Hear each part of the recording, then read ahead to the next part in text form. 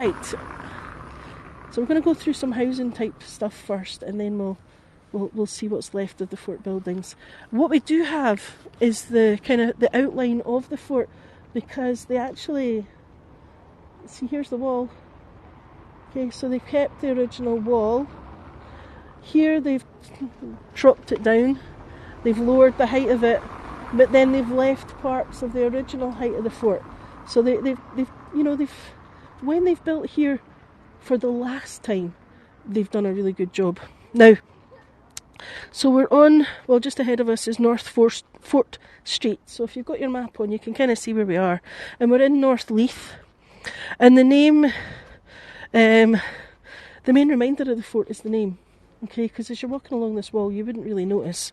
Now, it was built to defend Leith in 1779. The architect, James Craig. Now, James Craig is the man who designed the Georgian New Town in Edinburgh.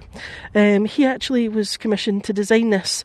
The fort was built as a reaction to the appearance in the Firth of Forth of a small American flotilla led by the Scottish-born John Paul Jones. Now, he caused panic, as you can imagine, among the Edinburgh and the Leith people, citizens, and luckily the Americans were actually prevented from landing due to a storm. Now, I say John Paul Jones, and I'm just going to quickly let you see the street name. John Paul Jones View. There you are. Right. So as we're standing here, I'm going to walk right round the outside, and then we'll come in and have a look at the houses towards the end, I think. Now, John Paul Jones was born in Kirkcudbright, and he was the founder of the American Navy, and he sailed up the Forth during the American Wars of Independence, and he had 3 warships, and he was threatening to attack Leith. So you can imagine people were quite scared. Now, Leith was Edinburgh's port, and the only defence...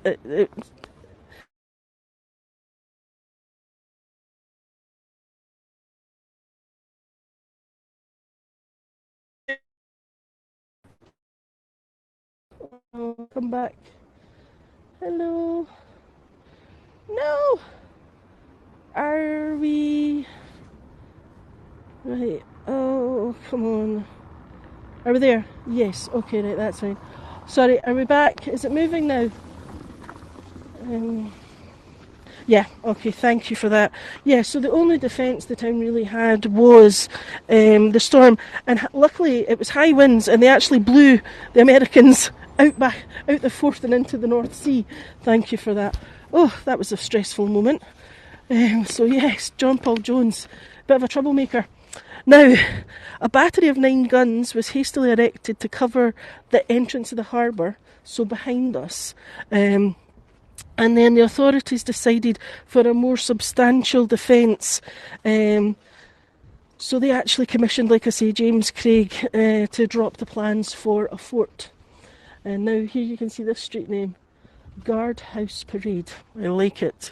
So the first Royal Artillery Company actually arrived in September 1793, and they occupied the fort with a detachment of infantry from Edinburgh Castle.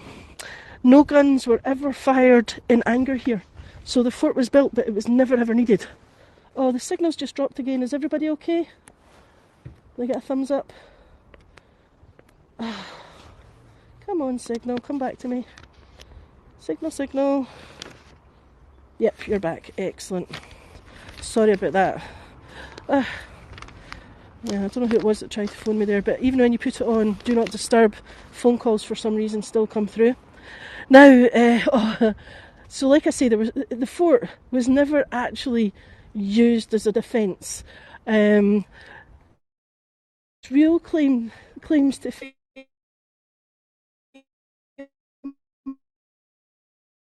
I suppose, would be up to the High Street in 1824 to help tackle the Great Fire of Edinburgh.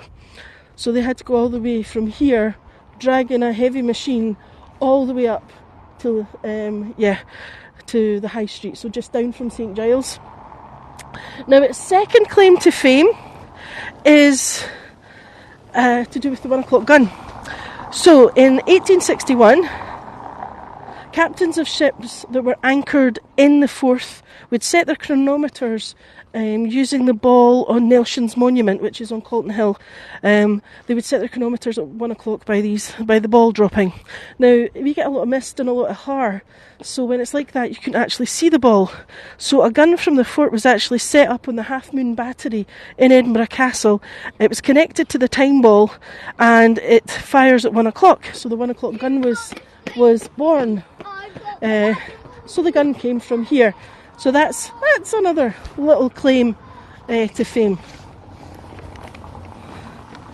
And these are the new houses that have been built on the site, which are so much better than the ones that had been built before that. Now, in the early 19th century, the fort was enlarged, and it was to act as a prison for French captives from the Napoleonic Wars. Yeah, everyone goes, oh, you and France had a great connection, the old alliance. Well, we did up until a point. And then, things change. Now, Leith Fort was the Royal Artillery's base in Scotland until the Second World War. And then the fort actually became a national training centre, a national service training centre. Most of the fort was actually demolished in the 1950s. The entrance and the boundary wall, so we've walked along the boundary wall, we're just seeing it here, and the entrance is just coming up. These are still here, that's all that really remains. And then you have the original guard houses, adjacent offices, and they're all category B listed. So we'll have a little look at that. You've lost sound. Can everyone hear me now? I'm really sorry, I don't know, we're having gremlins today. Right, hopefully everything's, you can hear me now. Right, that's great. Okie dokie. Right, so, and I'm going to show you the lamp, the post box. So these red pillar boxes is how we post letters here if we don't go to the post office or whatnot. But this one has the initials for GR, and then you can see 7. George Rex 7, King George the 7th. That's his initials. So yes, so all the red pillar boxes have the initials of, at the time that they're manufactured, the current monarch. So it's quite an old one. So these, I'm going to cross the road just so you can, so that's just a nursery just ahead of us. But I'm just crossing over so you can get a better look. So this is the original entrance to the fort, and I've got a couple of images I'm just going to pop in just to let you see. So we have this one here. Now when you look at that one, you can see the old fort buildings at the back across the parade ground. Okay, so you've got old buildings at the back there, and then I'm just going to post in another picture, and here you can see the gates that we're standing at right now, and you can see the arched entrance there. And if I come sideways a bit, you get the right angle so we can that is an odd, no, I can't quite get the right angle, but oh yeah, there we are. So that's the original entrance, and I've just got a little, I'll pop this in for you just so you can see just a little design of one of the blocks here. Right, so yeah, these are category B listed Doric columns that we have. And you can see, oh no, yeah, it's Doric columns that we have here. There is a bit of graffiti, as you can see, but you have a nice Georgian buildings. This one has round windows at the back, which is quite strange. I tried to find out why they were round, but I couldn't really find anything that said. On the ground floor, as you go into the buildings, there's like a little narrow corridor, and there's a sort of spiral staircase that takes you up to the back. There's 2 toilets downstairs, that kind of thing. But it's all shut up now. I don't actually think it gets used for anything. although you can see there's a vent there, so I think this one has like a little generator in it inside. And then we've got this one over here as well, and you've got the beautiful slate roof as well, and then of course the butterfly bush growing out the top, as you do. Now, built in 1950 was Fort House. Now, Fort House was one of the most awful. It was huge. It was immense. It was a massive public housing, a no-go area building, which was not improved by CCTV or more lighting or anything they did. They couldn't really improve it. It was a sort of a vague attempt to try and sympathetically nod to the past and the future. So they put all these cannon around the place, but the building was just notorious. Drugs, vandalism, graffiti. It was synonymous for violence, and people just, it was a complete no-go area. So eventually they demolished it in 2012, not that long ago. Train spotting type housing, that's what it was. So they demolished it and they built these much lower, less dense housing for people. So these houses, we've actually got quite a mix here. We've got social housing, so I think there's 36 properties, mix of 1, 2 and 3 bedroom colony, this is what we call this, colony style housing, and it's 32, and that's run by Edinburgh Council, so they look after the housing here. And as we're walking along here, you've probably seen we're coming up to John Paul Jones View, just ahead of us here, and then we've got Cannon Wind. So again, all the names are telling us stories, which I love about the fact that in the modern day they've still continued that practice. And isn't the bush looking gorgeous? That's a fantastic colour. Yeah, so anyway, where was I? Yeah, so they built these social housing units, and then they also built 62 mid-market rented homes. So we've got social housing which is the lowest rent you can kind of get, and then mid-market rent, which is kind of in the middle. 62 of those, and they're run by the Port of Leith Housing Association. So we do have accommodation for citizens. Edinburgh rent is ridiculously high. I mean, it's extortionate because we're a university town and we're a finance hub and all this. Our prices are through the roof. Now what we're looking at now, this was completed in 2007, and this development has won several awards for its architecture, for the planting of the trees and the bushes, and they've really made it a nice place to live. If you give people a nice place to live, they will look after it 9 times out of 10.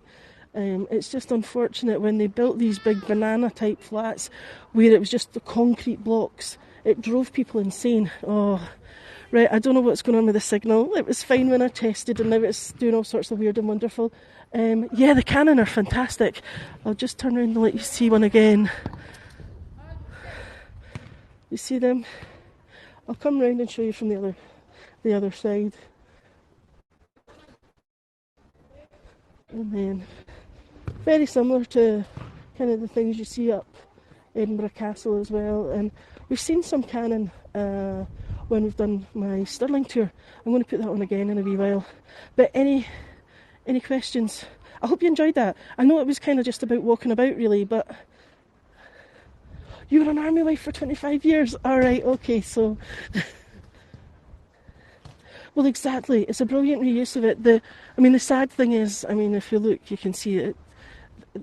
Sorry, I tried to turn that round. Oh, it's not turning round. Sorry, I'll turn round. We can do this. You've got these beautiful Georgian buildings that are not being used, and it's like, if you don't use it, you lose it, okay? So they really need to do something with them, make them into workshops, an office, anything, a community space, something. Because It's such a waste not to have them have a purpose. I'm glad you enjoyed it. I was really nervous about this one because I thought I've not done one for a while, and you've all been supporting me. And December kind of just disappeared on you. And I was like, I want to do something. So I thought these little sort of 15 minutes of places that you wouldn't normally go. Connect back, sorry. Sorry, I just got hit with a football. Anyway, right, I think the signal's gone. I'm going to let you go. Thanks everyone. I really hope you enjoyed it. Bye.